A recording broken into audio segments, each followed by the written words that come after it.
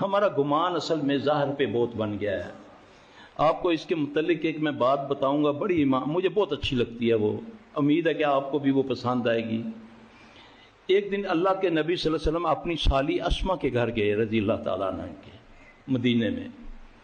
تو ابو بکر رضی اللہ تعالیٰ عنہ کے حالات مکہ میں بڑے اچھے ہوا کرتے تھے نا، تو مدینے میں کافی ازمائشیں آ گئیں. تو آپ صلی اللہ علیہ وسلم نے دیکھا تو وہ بیٹھی نہ رو رہی تھیں، بڑی افسردہ. آپ کی سالی تھی. آپ نے فرمایا اسما خیریت ہے؟ کہتی یا رسول اللہ صلی اللہ علیہ وسلم مکہ یاد آ رہا ہے، مکے کے حالات، یہاں آئے ہیں عرصہ ہی ہو گیا ہے گوشت کھائے کو، دیکھنے کو نہیں ملا. آج بڑا ہی دل کیا ہے گوشت مل جائے کہیں سے. ساتھ والی ہمسائی نے اونٹ کو ذبح کیا ہے، تو دل چاہتا ہے کہ گوشت آئے تو میں اس کو کھاؤں. تو رسول اللہ صلی اللہ علیہ وسلم نے فرمایا کہ اسما میں تمہیں ایسے لفظ سکھا دیتا ہوں کہ اللہ برکتیں ہی نازل فرما دے گا. اب وہ دعا آپ کو مل جائے گی دعاؤں میں، اللہم فارج الہم کاشف الغم مجیب دعوت. یہ دعا حدیث میں آتا ہے کہ جب انہوں نے اس کو پڑھنا شروع کیا تو مدینے میں اس سے زیادہ مالدار عورت کوئی نہیں تھی.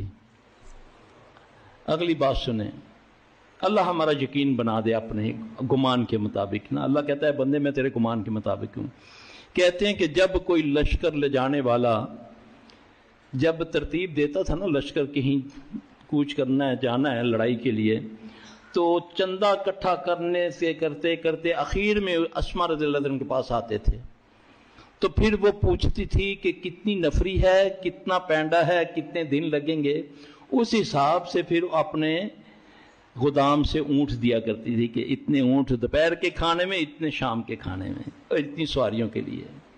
میرے بھائی اللہ کی قسم کون سی چیز نبی صلی اللہ علیہ وسلم بتا کر نہیں گئے.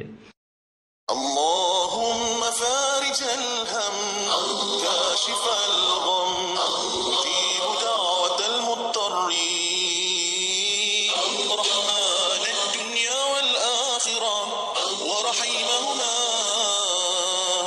أنت ترحمني فارحمني أنت ترحمني فارحمني برحمة تغنيني بها